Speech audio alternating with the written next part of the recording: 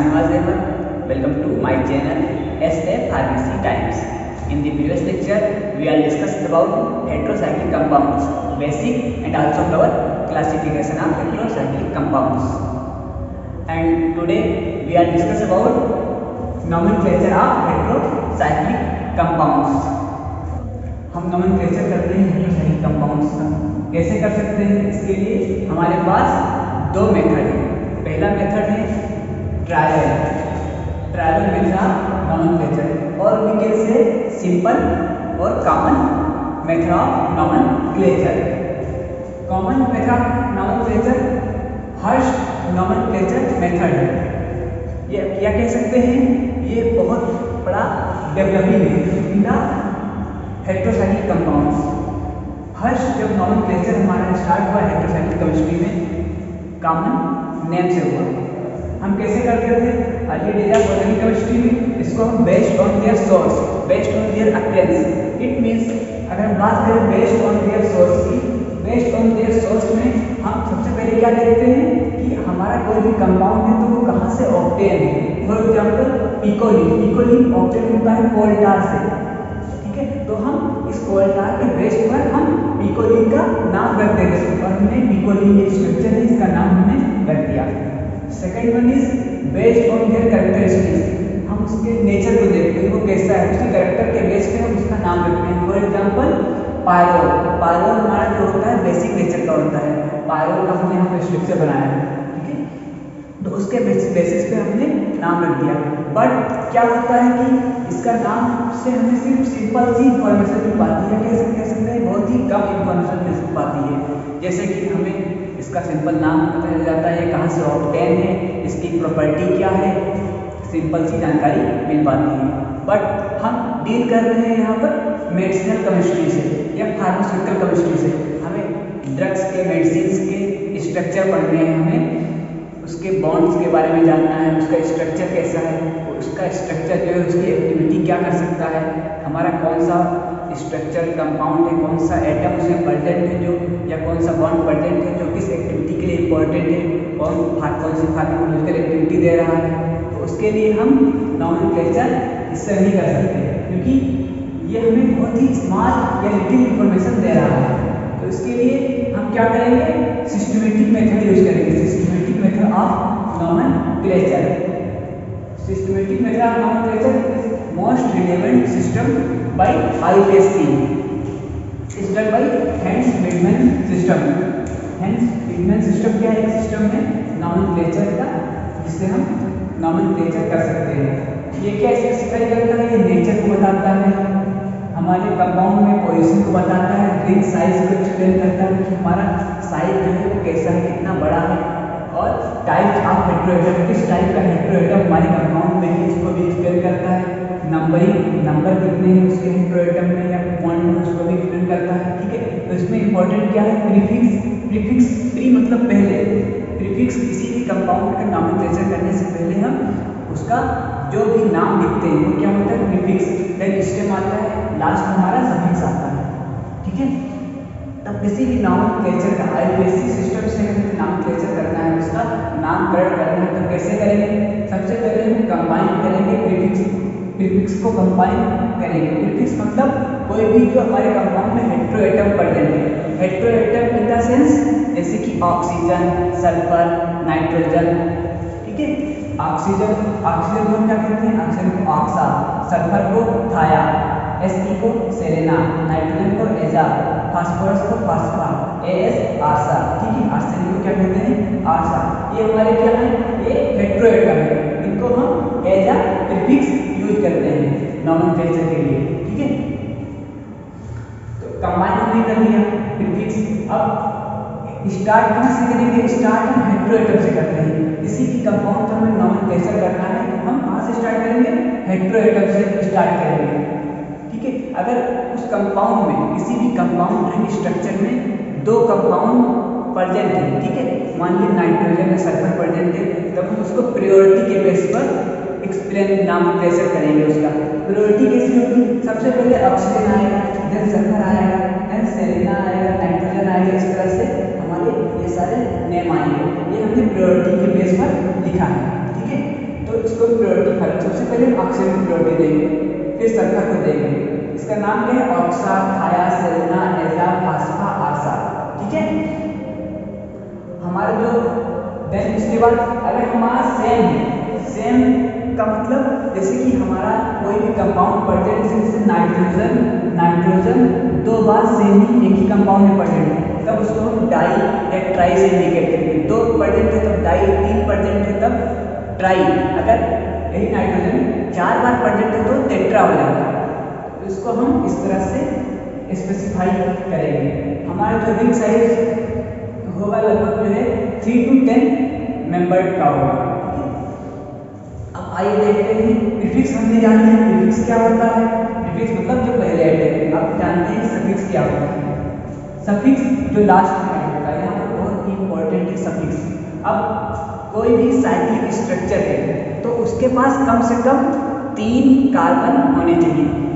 जब तक 3 कार्बन नहीं होंगे तब तक वो अपना एक रिंग स्ट्रक्चर नहीं बना पाएगा। ये हुआ, ठीक है। तो अगर जब तक इसको नहीं जोड़ेंगे तब तक उसका रिंग स्ट्रक्चर नहीं बनेगा। ठीक है, रिंग स्ट्रक्चर बनने के लिए कम से कम उसके पास 3 कार्बन होने ही चाहिए। अब इसकी हम रिंग साइज 3 से स्टार्ट करेंगे। अब इसमें 2 कैटेगरी आती है, सफिक्स की 2 कैटेगरी आती है। First one is for unsaturated compound, second is for saturated compound. जो सैचुरेटेड होंगे उनके साथ ही क्या होगा? एन नाइट्रोजन जिसमें प्रेजेंट होगा 3 नंबर पर, उससे क्या कहेंगे? इरीन। ठीक है, सैचुरेटेड की बात कर रहे हैं। अगर नाइट्रोजन प्रेजेंट है तब उसे इरीन कहेंगे हमारे कंपाउंड में। अगर नाइट्रोजन नहीं प्रेजेंट है तो उसे हम इरेन कहेंगे। ठीक है, 4 नंबर पर उसे ईट कहेंगे, इसे भी ईट कहेंगे, इसमें कोई चेंजेस नहीं। 5 नंबर पर ऑल और इसको भी ऑल कहेंगे। इसको आप लोग याद कर लेना अच्छे से। ठीक है, अगर हम बात करें सैचुरेटेड की तो सैचुरेटेड के लिए भी रूल इसी की तरह है। ठीक है, अगर हमारे कंपाउंड में नाइट्रोजन प्रेजेंट है तब उसके लिए हम ये वाली प्रीफर करेंगे, और नाइट्रोजन अगर नहीं प्रेजेंट है, विदाउट एन है, तब उसके लिए हम ये लाइन प्रीफर करेंगे। 3 के लिए हम इरिडीन, 3 के लिए अगर नाइट्रोजन नहीं प्रेजेंट तब इरेन, देन 4 नंबर के लिए इटिडीन, देन इटेन। ये आपको याद करना पड़ेगा कि सफिक्स क्या है और प्रीफिक्स क्या है, तभी हम अच्छे से नॉमेनक्लेचर कर सकते हैं। अब बात करते हैं हम अपने एग्जाम्पल्स की ओर। जो हमने कुछ एग्जाम्पल्स बनाए हैं, आइए देखते हैं इसे नॉमेनक्लेचर कैसे कर सकते हैं। सबसे पहला हमने बनाया है 3 कार्बन का। क्या बनाया है? 3 कार्बन का एक एग्जाम्पल बनाया है जो कि साइक्लिक है। अब इसमें हम देखते हैं ऊपर एक ऑक्सीजन जुड़ा हुआ है। अब हमने बताया था आपको कि ऑक्सीजन को क्या कहते हैं, आइए देखते हैं। ऑक्सीजन को हम कहते हैं ऑक्सा। क्या कहते हैं? ऑक्सा। अब हम यहाँ पर लिख देंगे ऑक्सा। अब हम अपना रिंग स्ट्रक्चर देखेंगे कैसा है, सैचुरेटेड है या अनसैचुरेटेड है।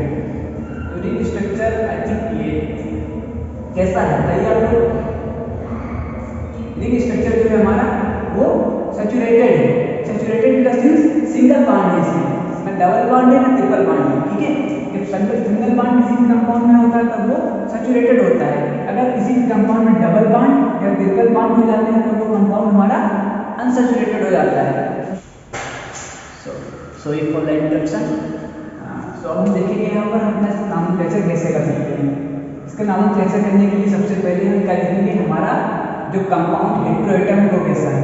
अगर यहाँ पर ऑक्सीजन है, ठीक है, तब हम इसको विदाउट एन में देखेंगे। अगर हमारा नाइट्रोजन होता है तो इसको हम विद एन में देखते हैं। अब देखेंगे सैचुरेटेड है कि अनसैचुरेटेड। तो हमारा ये कंपाउंड जो है सैचुरेटेड है, ठीक है, तब इसको हम देखेंगे ये हमारा अनसैचुरेटेड वाला पार्ट है, ये सैचुरेटेड वाला पार्ट है। सैचुरेटेड में से हम 3 नंबर पर आएंगे। 3 नंबर में आने के बाद में हम अनसैचुरेटेड विदाउट एन पर जाएंगे और देखेंगे क्या लिखा है यहाँ पर, इरेन। लिखेंगे ऑक्सा इरेन। देन आई जो है क्या हो जाएगा, ओमिट हो जाएगा, रिप्लेस हो जाएगा इससे ए से। जब ये रिप्लेस हो जाएगा तो क्या हो जाएगा, ये ऑक्सीरेन। ऑक्सीरेन यहाँ पर क्या होगा, यहाँ पर हम नंबरिंग करते हैं 1 2 3, 3 है ना, तो इसके लिए कैसे नाम होगा, ऑक्सीजन में ऑक्सा। अभी अनसैचुरेटेड है तो अनसैचुरेटेड में आते हैं, देखिए अनसैचुरेटेड में विदाउट एन क्या हो जाएगा, IRENE। ठीक है, IRENE। अब आई ऐसे रिप्लेस कर देगा तब इसका नाम क्या हो जाएगा, ऑक्सीरेन। ठीक है, अब देखिए यहाँ पर हमने बताया था जब 2 कंपाउंड सेम जैसे प्रेजेंट होंगे तो उसे हम डाई ट्राई नाम देंगे। यहाँ पर क्या प्रेजेंट है, 2 एन प्रेजेंट है, 1 2 3 4 1,3 डाई 1,3 डाई। ठीक है, अब नाइट्रोजन में क्या कहते हैं, एजा कहते हैं ना, एजा प्लस। अब कैसा है, सैचुरेटेड है या अनसैचुरेटेड है। ठीक है, अगर ये सैचुरेटेड है तब हम सैचुरेटेड में जाएंगे, अगर अनसैचुरेटेड है तब इसमें देखेंगे। ये कैसा है, अनसैचुरेटेड है क्योंकि इसमें डबल बॉन्ड है। ठीक है, तो अनसैचुरेटेड में नाइट्रोजन है। अब हम विथ एन वाले पार्ट में देखेंगे, विथ एन में 4 नंबर पर देखेंगे क्योंकि इसमें 4 कार्बन है, सॉरी 4 रिंग स्ट्रक्चर है। ठीक है, तो जब रिंग स्ट्रक्चर 4 है तो 4 वाले में आएंगे और क्या देखेंगे, विथ एन ETE। अब सिंपली हम इस E को A से रिप्लेस कर देंगे, क्या हो जाएगा 1,3 डाई एजेट। ठीक है, क्लियर हुआ। सिंपली इसका भी नोमेनक्लेचर ऐसे ही होगा, नाइट्रोजन है तब एजा हो जाएगा, एजा प्लस उसके बाद क्या होगा, हमारा सैचुरेटेड में हम 3 नंबर पर आएंगे, 3 रिंग स्ट्रक्चर है इसका, विथ एन में जाएंगे, विथ एन में जाने के बाद क्या देखेंगे, इरिडीन। अब आई जो है ऐसे रिप्लेस हो जाएगा, कह सकते हैं ओमिटेड हो जाएगा, निकल जाएगा, तो इसको क्या नाम कर दे सकते हैं, एजिडिन। ठीक है, सिंपली 4 नंबर पर ऑक्सीडेज का नाम कर सकते हैं 1,2 ऑक्सा एजिडिन। ये कैसे हुआ, प्रियोरिटी बेस पर 1 2 3 4। हमने आपसे कहा था हम क्या देंगे, अगर 2 कंपाउंड डिफरेंट है तब उनको प्रियोरिटी के बेस पर नाम देंगे। ठीक है, हेट्रोएटम सबसे पहले प्रियोरिटी किसको मिलती है, ऑक्सा को, देन थाया को, देन सेलेना। इसी तरह से नाइट्रोजन यहाँ पर आता है। ठीक है, तो सबसे पहले हम किसको प्रियोरिटी देंगे, ऑक्सा को, फिर नाइट्रोजन को। तो इसका नाम हो जाएगा 1,2 ऑक्सा एजिडिन। आई थिंक आप लोगों को अच्छे से समझ में आ गया होगा। ये बहुत ही सिंपल है और बेसिक है। ठीक है, इसको आप आसानी से नोमेनक्लेचर इजीली से कर सकते हैं। अब हमने आपके लिए 2 कंपाउंड्स दे रखे हैं, इसका आप नोमेनक्लेचर कर हमें एक कमेंट में जरूर इन्फॉर्म करें। Okay, thank you so much. You visit first time my YouTube channel, so don't forget to like, share, subscribe and comment down. See you in the next video.